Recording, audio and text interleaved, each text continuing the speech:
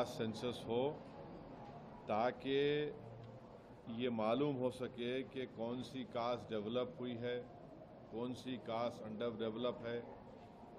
और दूसरा ये है कि फॉरवर्ड कास्ट में कितने वो लोग डेवलप हुए, कितने उसमें डेवलप नहीं हुए हैं। ये बहुत ज़रूरी है एफर्मेटिव एक्शन के लिए और इस देश में इंसाफ करने के लिए, क्योंकि सिर्फ 27% पे आप ओबीसी का रिजर्वेशन रोक दिए हैं, ये नाकाफ़ी है। और कास्ट सेंसस ही इस चीज़ को साबित करेगा कि बैकवर्ड कास्ट इस देश में कितने पीछे हैं, कितना उनसे नाइंसाफ़ी हुई है।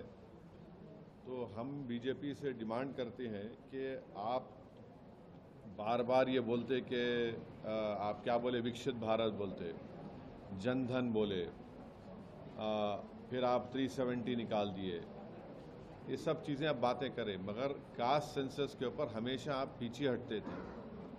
और जब कास्ट सेंसस का डिमांड शुरू हुआ तो खुद प्राइम मिनिस्टर और बीजेपी के बड़े बड़े लीडर्स बोले कि बटेंगे तो कटेंगे, और इस तरह की वाहियात बातें होती थी।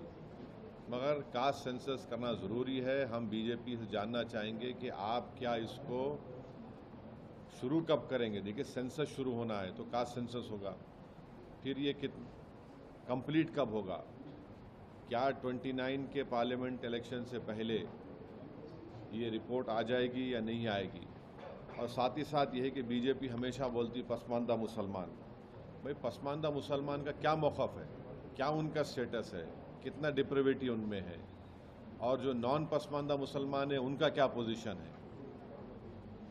और तेलंगाना की हुकूमत, जो रेवंत रेड्डी सीएम है, उन्होंने यहाँ पर कास्ट सेंसस किया, जिससे मालूम हुआ कि 56.32% तेलंगाना में बैकवर्ड कास्ट का पॉपुलेशन है।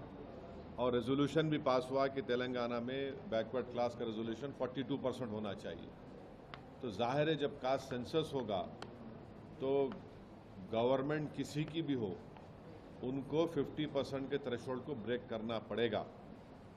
और जब कास्ट सेंसस की रिपोर्ट आएगी तो मालूम होगा कि नॉन गवर्नमेंट सेक्टर्स में भी अदर बैकवर्ड क्लास से कितना उनका डिप्रिवेशन है, तो उस बारे में भी सोचना पड़ेगा। तो एफर्मेटिव एक्शन की बहुत ज़रूरी है। और ये जो नारा काशीराम ने दिया था कि जिसकी जितनी आबादी उतनी उसकी भागीदारी, ये इसको प्रैक्टिकली इम्प्लीमेंट करना है ज़रूरी है हमारे भारत देश में।